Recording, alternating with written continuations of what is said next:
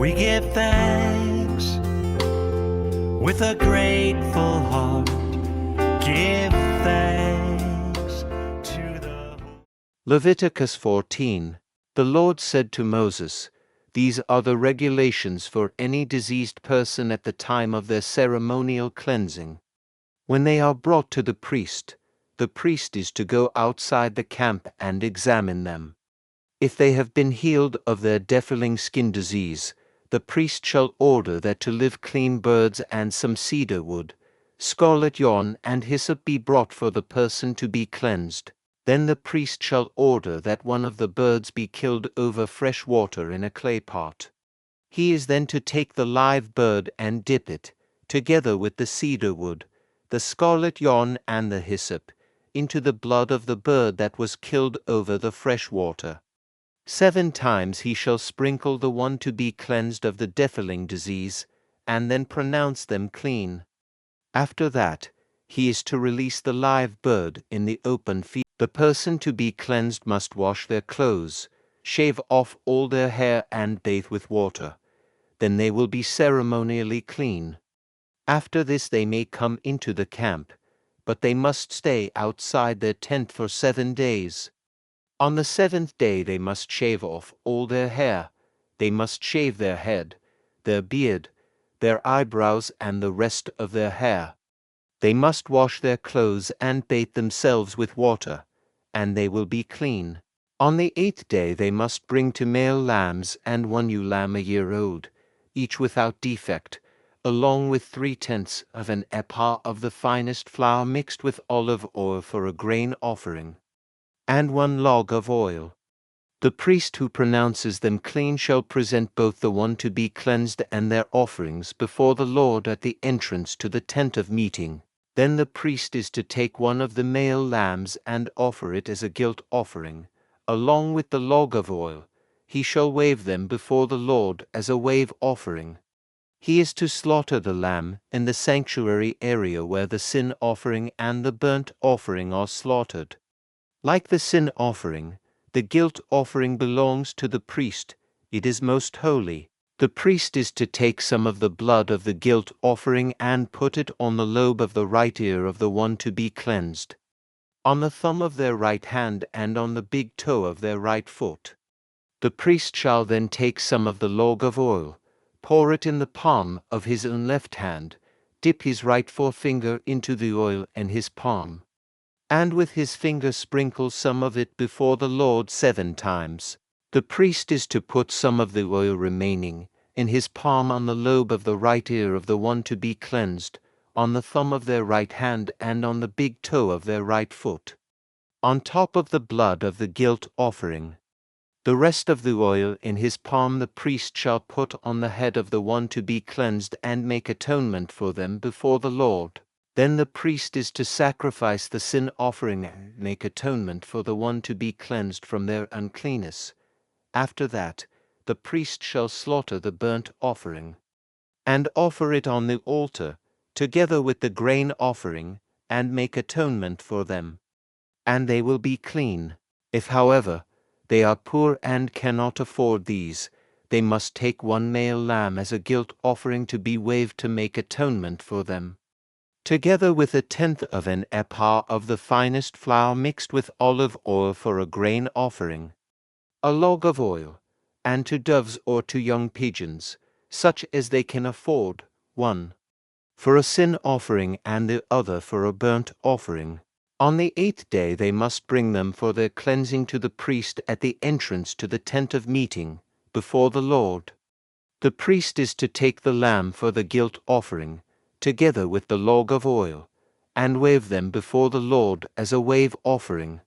He shall slaughter the lamb for the guilt offering and take some of its blood, and put it on the lobe of the right ear of the one to be cleansed, on the thumb of their right hand and on the big toe of their right foot. The priest is to pour some of the oil into the palm of his left hand, and with his right forefinger sprinkle some of the oil from his palm 7 times before the Lord. Some of the oil in his palm he is to put on the same places he put the blood of the guilt offering on the lobe of the right ear of the one to be cleansed, on the thumb of their right hand and on the big toe of their right foot. The rest of the oil in his palm the priest shall put on the head of the one to be cleansed, to make atonement for them before the Lord. Then he shall sacrifice the doves or the young pigeons, such as the person can afford, one as a sin offering and the other as a burnt offering, together with the grain offering. In this way the priest will make atonement before the Lord on behalf of the one to be cleansed. These are the regulations for anyone who has a defiling skin disease and who cannot afford the regular offerings for their cleansing.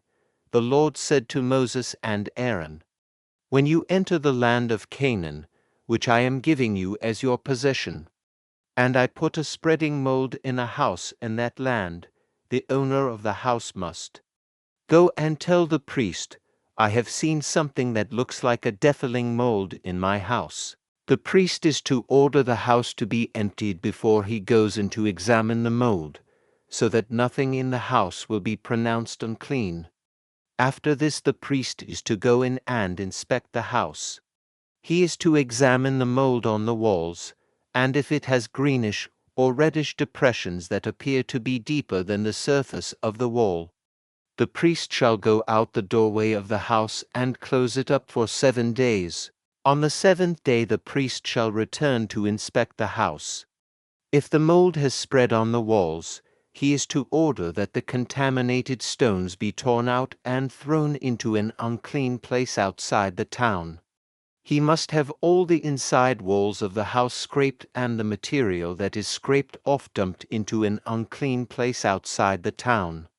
Then they are to take other stones to replace these and take new clay and plaster the house. If the defiling mold reappears in the house after the stones have been torn out and the house scraped and plastered, the priest is to go and examine it, and, if the mold has spread in the house, it is a persistent defiling mold, the house is unclean. It must be torn down, its stones, timbers and all the plaster, and taken out of the town to an unclean place. Anyone who goes into the house while it is closed up will be unclean till evening. Anyone who sleeps or eats in the house must wash their clothes. But if the priest comes to examine it and the mold has not spread after the house has been plastered, he shall pronounce the house clean, because the defiling mold is gone. To purify the house he is to take 2 birds and some cedar wood, scarlet yarn and hyssop. He shall kill one of the birds over fresh water in a clay pot.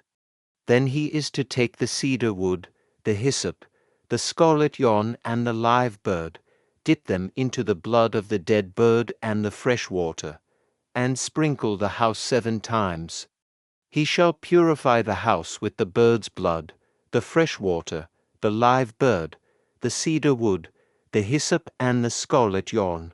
Then he is to release the live bird in the open fields outside the town. In this way he will make atonement for the house, and it will be clean. These are the regulations for any defiling skin disease, for a sore, for defiling molds in fabric or in a house, 56, and for a swelling, a rash or a shiny spot, to determine when something is clean or unclean. These are the regulations for defiling skin diseases and defiling molds.